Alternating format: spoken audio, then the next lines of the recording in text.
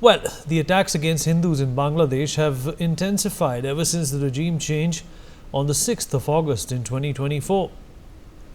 Well, over the last 4 months, countless temples have been desecrated, idols have been defaced, and houses have been vandalized. While Bangladesh's interim government's chief advisor Mohammad Yunus has vowed to protect minorities, he's yet to walk the talk. Mobs are still targeting Hindus in broad daylight, devotees are still being assaulted, and pandals are still being destroyed. In fact, just yesterday in Chattogram, 3 Hindu temples were brutally vandalized by a mob. But that's not all. The arrest of ISKON leader Chinmoy has sparked the furor of Bangladeshi Hindus. After his bail plea was rejected, thousands took to the streets in protest, carrying and crying out for justice. Meanwhile, the world has turned a blind eye. The Biden administration, which usually lectures India, is silent now. So is Justin Trudeau, who admonishes us, is going to stay quiet about this? What is perhaps the most strange is that some leaders within India are mum about it as well. Amidst this pin drop silence, we ask who will save Bangladeshi Hindus and how long is this going to continue? We'll talk about this with our guest. Joining us on the show at this point in time is Mr. Khalid Mahmood Chaudhry. He's a former MP from Dinajpur. He's from the Bangladeshi Awami League. We also have Shoaib Chaudhry, editor of Blitz. He's joining us from Dhaka in Bangladesh. Ambassador Veena Sikri, former diplomat, is with us on the show as well. Sumit Peer, political commentator, joins us on the show. And last but by no means the least, Dr. S.K. Datta, senior political analyst, with us on the program as well. Mr. Khalid Mahmood Chaudhry, I'll begin with you, sir. Thank you for taking out the time and speaking with us right here on NewsX. Well, sir, there is a grave concern in India. There is a major worry in India that Hindus are being targeted in the country of Bangladesh because it is on the verge. It is on the anvil of becoming a theocracy, and no religious minorities will be tolerated. In fact, the fear in India is, sir, that if I can use this term, there is a Pakistanization of Bangladesh that is taking place, and Bangladesh is turning into a country that Pakistan perhaps is today. All your progress, all the success that Bangladesh has achieved with the help and friendship of India is being eroded because of this philosophy and this ideology. What do you have to say to that, sir? Oh, thank you very much. I'm already, I said to Brand, his contact with me, and I say I am not good to English.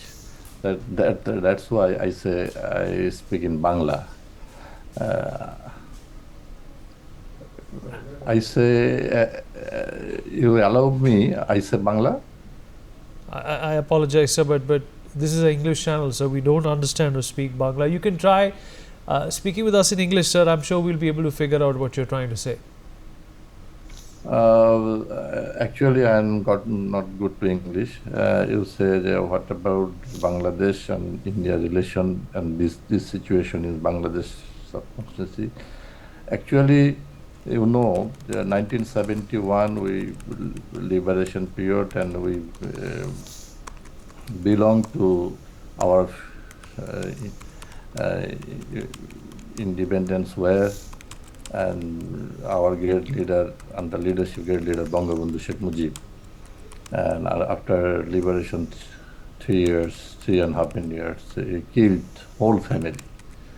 And after the kill Bangabandhu Sheikh Mujib, and last 21 years, this government protect the killer of Bangabandhu. Also, 1971, they have supported Pakistan army and was killing in Bangladesh almost 3 lakhs people killed, lot of women, girls tortured. 1971, they are the free, and they are promoted the politicalized and economy, education, every side. And our society, they are leaded by Bangladesh to 21 years. And this situation, those people are captured in Bangladesh. The fundamentalists and underground fundamentalist worker, they are processing in Bangladesh. Now Bangladesh capital city is Dhaka. There is no secure place in Bangladesh, like Port of Prince in Haiti. Every day they killed much people, and every day killed businessmen, even media worker. There, 2 days ago, the Bangladesh leading English journal, the Daily Star, attacked by fundamentalists.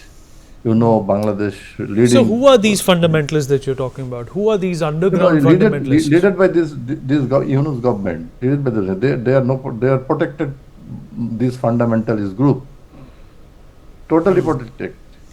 You said Chattogram case, the 3 Hindu temple is burned and attacked. Not only Hindu temple, there is an attack in the Hazrat Shah Jalal, Hazrat Shahparan Darbar Sharif. The Shedpur, the Islamic Darbar, Mazar Sharif attacked. A lot of Hindu temple already burned and attacked all over Bangladesh. Okay. Total Bangladesh people this time is insecure. Social. You're saying, sir, that the Bangladeshi people are feeling insecure because of a handful of Hindus? Sorry? So you said that there are Bangladeshis in Bangladesh who are insecure. Yeah, definitely. Bangladesh totally insecure. All over world now open is the. Okay, sir. Let me also. No fundamental right is here. No fundamental right is there. Okay, all right. No fundamental right. Mr. Shoaib Chaudhary, do you concur with what Mr. Khalid Mahmood Chaudhary has said, that there is a creeping insecurity amongst the Bangladeshis right now, and I'm talking about the non-Hindu population, and the mismanagement and the ability or the non-ability of Muhammad Yunus to see this elephant in the room has led to this kind of a problem that the Hindus are facing. Mr. Shoaib Chaudhary, this question is for you. Mr. Shoaib Chaudhary, are you there with us? Yep. Can you hear me? I can hear you, sir. Go on. Yeah.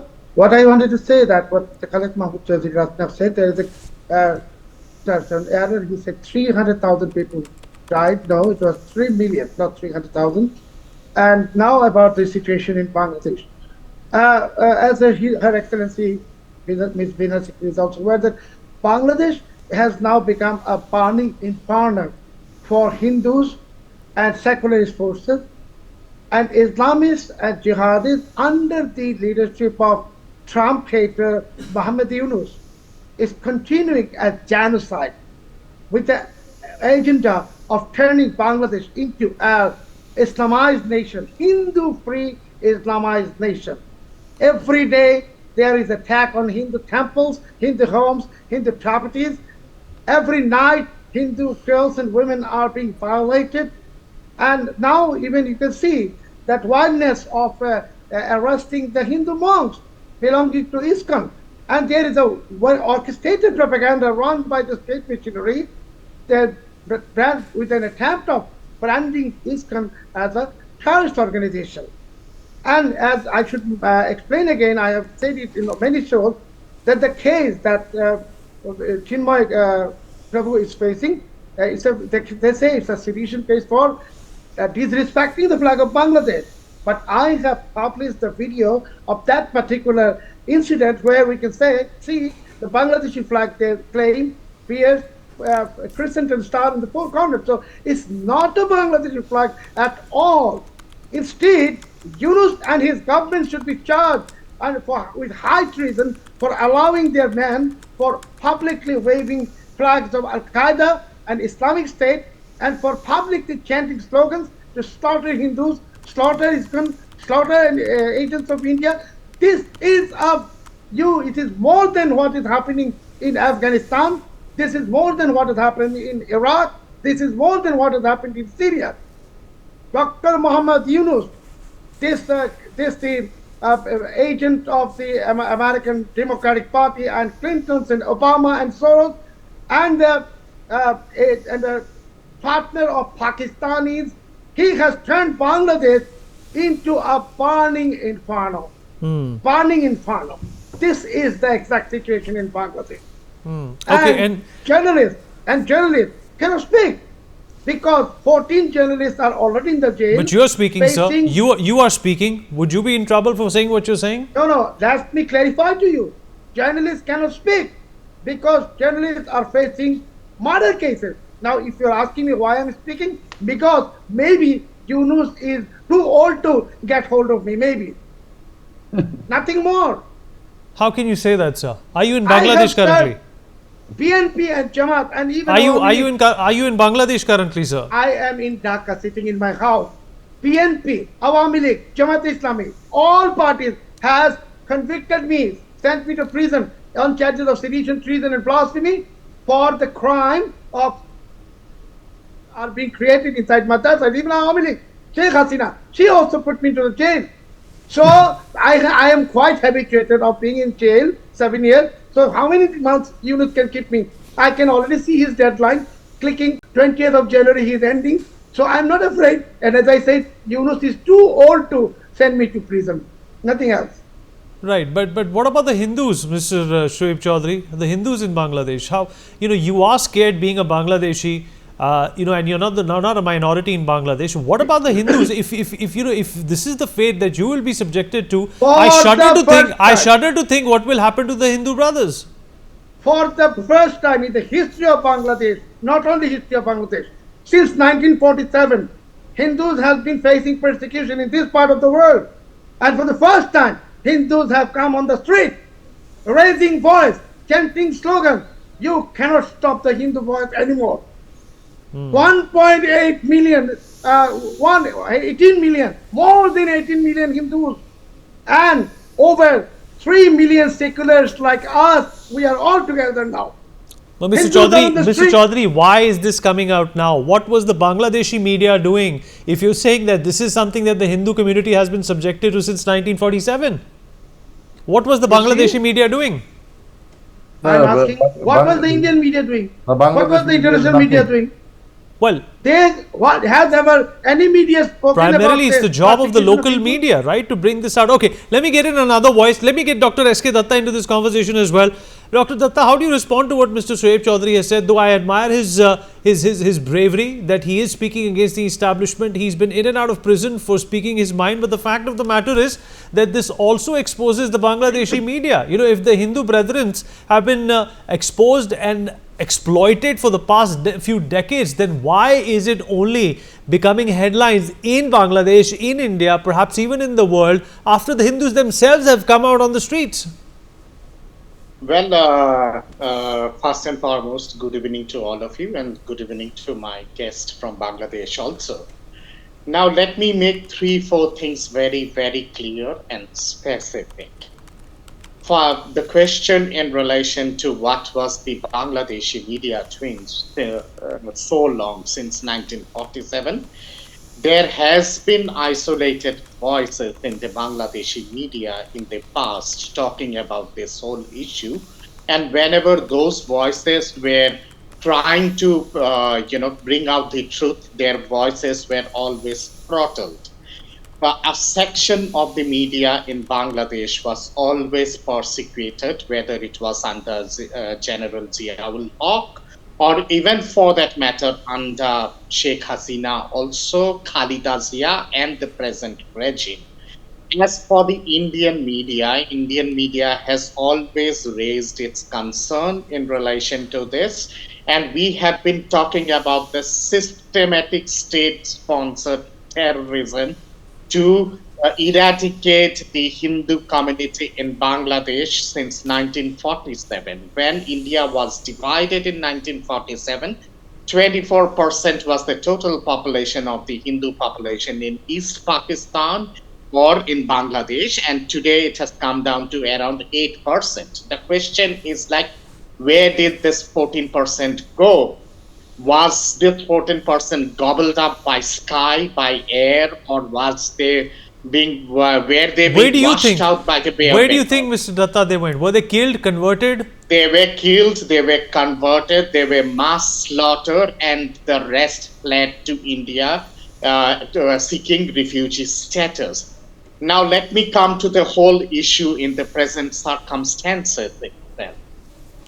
I want to make one thing very clear to this ungrateful Jamaat and to this communal fascist faction in Bangladesh. In 1971, if India would not have helped and the Indian army would not have helped the people in Bangladesh, Bangladesh as a nation would not have been born. That's one. The second thing is like this very Jamaat and this very sectarian, communal, highly fascist people, they would have been the illegal second generation progeny of the Razakars, of the Pakistani army and the Pakistani ISI. We know the great gang rape brutality of the Bangladeshi woman during 1971. This would have gone on and on and on if Bangladesh would not have been liberated by India. That itself should be more than enough for the people of Bangladesh to acknowledge the greatness of India and should be grateful to India. Muhammad Yunus, a communal fascist, let me warn you, Muhammad Yunus, your time is running out. Okay. If you do not protect the Hindu and the minority population in Bangladesh, there are several options for India. We have the diplomatic option, we have the business and the economic option Okay. of going in for a total All right, economic Dr. Datta, I'll embargo. come back to you. We have a Just house 5 full today. seconds, Yeah, just quickly, 5 seconds quickly, more, sir, 5 quickly. seconds, 5 seconds more. For going for a complete economic embargo of the country. And the third and the most important is like if we could stand in the Indian Army in 1971, we can do that once again. The sacrilege of the Indian flag in front of the institutions in Bangladesh is more than Okay. enough for the All right. Let me government of rope in. India Let me rope in Ambassador Sikri into this conversation as well. She's served in Bangladesh as a diplomat, as an ambassador. Ambassador Sikri, if this is how Hindus are being treated, why are we still dealing with Bangladesh as if we are the big brother here? Why aren't we withdrawing all the help? Why are we being so magnanimous towards a country that has been fostering such ill will against us for the very longest time? And of course, considering what Dr. Datta also said, there should be a complete embargo on the kind of commercial arrangement that we have with Bangladesh. And what's going to happen to Bangladesh then?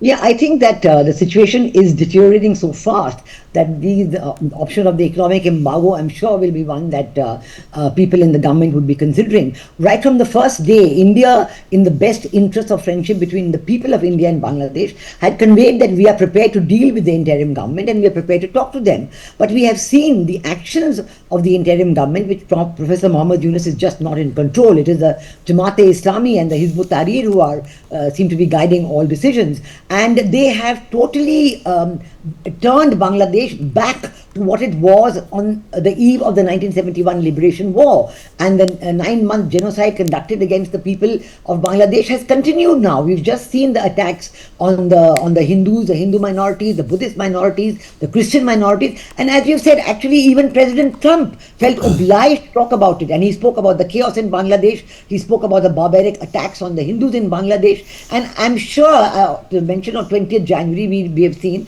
I'm sure the Trump administration is considering this very seriously. We've seen already that the very important Foundation for India and Indian Diasporic Studies in the USA, they have written to President Biden and to President-elect Trump. And they've pointed out what is going on with the Hindus and they've asked for urgent action. I know that President Biden's administration is completely silent on the issue, but that is because everybody in America, their own analysts, Jeffrey Sachs and others, they think that America was fully involved in this regime change operation. And in fact, when Professor Muhammad Yunus was in New York at the Global Clinton Initiative event, he actually let the cat out of the bag. and he called the Hizb ut-Tahrir person, Mahfouz Alam, to the stage and said he is the mastermind, and let me tell you, this was no spontaneous operation. This was meticulously designed and meticulously planned. I mean, came as a big shock for Professor Muhammad Yunus to say it in a public gathering in New York. So I think it is now very, very clear what has been happening, and I think that what Mr. Shoaib Chaudhary is very correct about is that the Hindu minorities, the Buddhist minorities, and the Christian minorities have decided to take a stand. The younger generation has said enough is enough. This is our country as well. We are citizens. We want our rights. And all these protests that were held in Rangpur, in Chittagong, and other places, these were that because the minorities have made an 8-point demand to the interim government, talking about a law to protect minorities, a ministry to protect minorities, talking about action against the perpetrators of the violence against the minorities, restoration of their properties and so on. Very simple demands. But the interim government is not even talking about these demands. These have not even figured in the media over there. No media, no Daily Star, nobody has talked about this 8-point demand.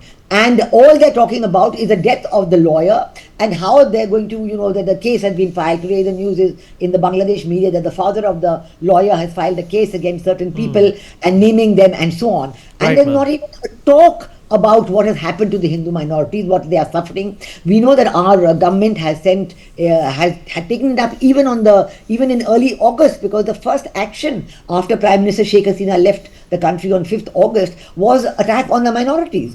Our Prime Minister took it up then. He spoke from the ramparts of Red Fort. He spoke to President Biden. He spoke to Mohammed Yunus. Mohammed Yunus assured action, but nothing has happened. And now the interim government is not even talking about the situation of the minorities. There's not a word from them. And they're pretending as it's complete denial. They're pretending as though it didn't even happen. And they're only talking about the death of the lawyer and action against him. And Mr. Chaudhary is quite right that there was no sedition charge. There is no case for a sedition charge. There's no case for that at all. And now instead of letting Chinmoy Prabhu out on bail, they're just not talking about it at all. Right. So situation is very, very serious. Sure, ma'am. Let me also rope in Sumit Peer into this conversation as well. We have a paucity of time because we have a house full of guests. Sumit Peer, is Bangladesh, coming close to, in terms of its disposition, in terms of its political demeanor and its religious demeanor, very close to the heels of a fundamentalist country like Pakistan? And, though of course India is a huge country, India is a much powerful country, it's not easy to trifle with us, but do you think there is a time, to keep down the microphone and perhaps pick up a sword, if you know what I mean?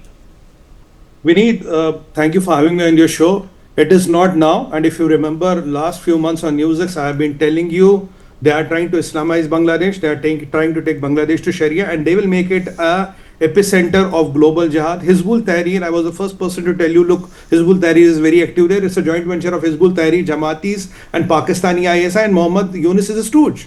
That is the best he is. And Vineet, if you look at the world around, every country is being pushed to a war nowadays, right? You bring the water up to here. When you bring the water up to here, you have no other option left. If you talk about the diplomatic things, look, Prime Minister Modi has done a lot of things. We have spoken nationally, internationally. President Trump has spoken, Benjamin Netanyahu has spoken, and moreover, there is a consensus in the world. There's a Hindu genocide happening, and Mr. Chaudhary is admitting. I mean, he's he's the son of the soil, from the soil. Now, even having said that, then there was a talk of you owe us $1 billion, Adani ji will reduce the power or cut down the power, so that economic blockade, exports have been reduced or substantially cut down. That is done. But push comes to shove, what is your another option? You cannot accept or have 1.8 million Hindus being slaughtered, and even some secularists like Mr. Chaudhary here will be slaughtered. You can't have jihadis run it, and if jihadis run it, do you think it is going to be much worse than Pakistan? Because these people will try to show all the valor and all the vitality against India. That is what the whole idea is. This India hatred is what is fueling this. This Hindu hatred is what is fueling them. Even if there's an election or nothing, though Khalda Zia is out of the bail, maybe in 3 months she comes to power, what will you think, what will change? These jihadis will let her rule? No. Will they give the power back? No. Today an Islamist has the power. He can control tax, he can control revenues. Uski saltanat chalti hai bhai.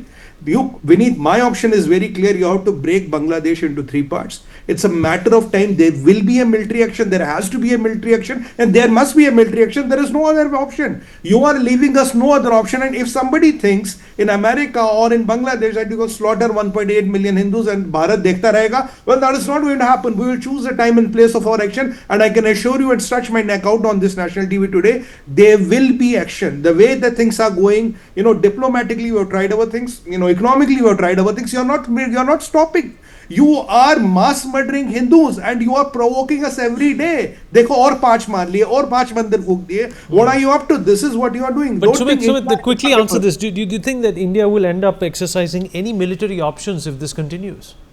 It has to be, Vinny. There is no other option. It has to be, but we'll choose a place and time of our liking. Will not be led into it when they want us to do it, but it will happen. Because ultimately, when we need diplomacy and economic options stop, which in my option have already stopped, they are not working. The only option which is left is the kinetic option. And let Bangladesh not forget that if we could liberate it in 71, we could go in 2024 also. And this is a much stronger Indian army. This is a much stronger India under Prime Minister Modi. And this India means business. And Hindu lives matter to us. Sir, Hindu lives matter to us as Black lives matter, white lives matter, Hindu lives matter to us. Let this message be loud and clear to anybody and everybody where it must go across the world. Right, that's a strong point, and that's a valid point. And India has exercised a lot of patience in this manner and in this matter. But when push comes to shove, this is not something that is acceptable. Would like to thank all our guests for being a part of this conversation. We have run out of time. For more such videos, subscribe to the NewsX YouTube channel, hit the bell icon.